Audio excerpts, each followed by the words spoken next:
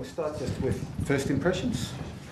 It was a game of ebbs and flows from where I sat. We struggled at times. I mean, to Gold Coast credit, they put some real pressure on around the ball and probably forced us into a bit of overuse at times. But then I thought in the third quarter we came out and we won our share and we started to use the ball more effectively and a bit smarter. Obviously 7 goals for the quarter was a good result. And at the end we reverted back a little bit to what had happened in the first 3 quarters. Their pressure, and they won the ball around the contest, and we're able to get it forward. I think they had 19 inside 50s in the last quarter, which put us under a fair bit of pressure, and to our backs' credit, I thought they held up pretty well. It looked a lot like that, like you were overusing it a bit, and handballing a bit much, and short kicking and all that.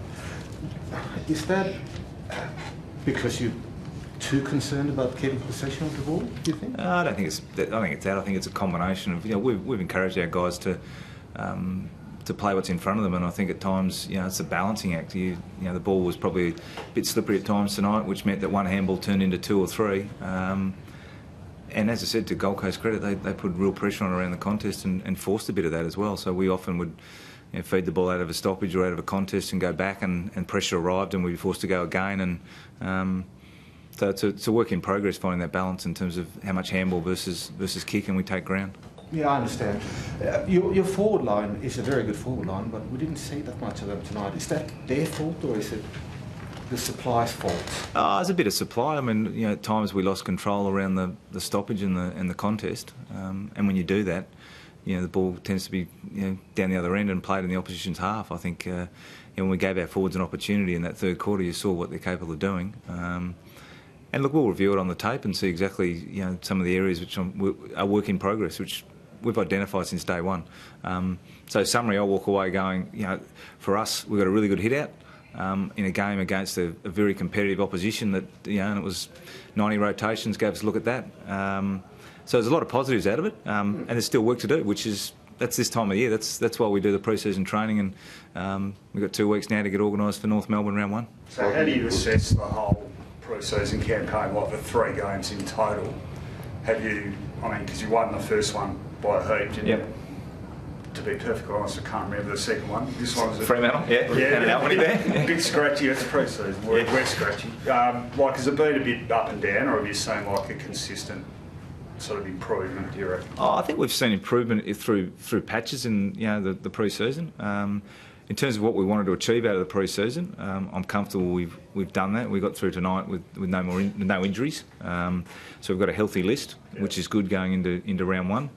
We've got a lot of competition for spots, which is pleasing, and we've been able to work on some of the things we've worked on through pre-season, through the 9-week pre-season period we had leading into NAB 1. So it ticks a number of boxes there, and I think even tonight we saw the difference with 90 rotations at times, especially with a game that was ping-ponging a bit, through half-back to half-back.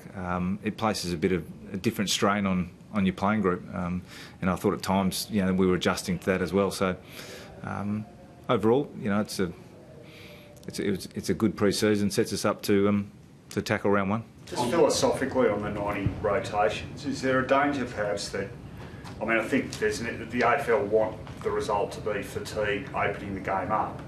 You'd look at that last quarter tonight and maybe think maybe it might slow it down and make it a bit more stodgy. Is that a potential danger with it, you reckon? Yeah, I don't know. I don't know whether, probably wait until a month or 6 weeks in to see a body of evidence. There's obviously only been the 2 games so far with the 90 cap. I think it was obvious from last night's game. In the last quarter it was hard to tell looking off the ball as to what the level of fatigue was. But it probably suggests that if the game's played at high intensity, there's a point where the players are naturally going to tip. And maybe the game then's either played slower or maybe it introduces more errors. I don't know, I'll wait and see.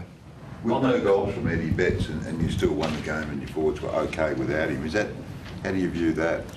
Yeah, look, we're always looking for, like everyone, we look for a spread of goal kickers. And Eddie, Eddie obviously didn't hit the scoreboard tonight. He was close a number of times. He got run down the goal square at one stage.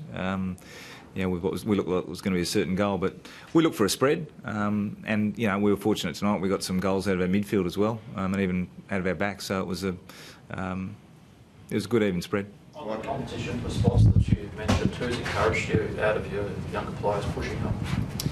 Well, we had Mitch McGovern in tonight, and I thought after his first 2 games, it was good to give him a third.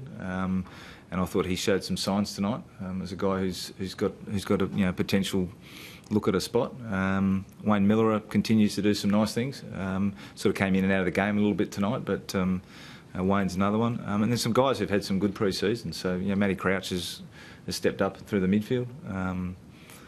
And Jared Lyons tonight, I thought, was put his case forward as well, which was good to see. Is McGovern and Malera, are they fair to give them a chance for round 1, like first games, do you reckon?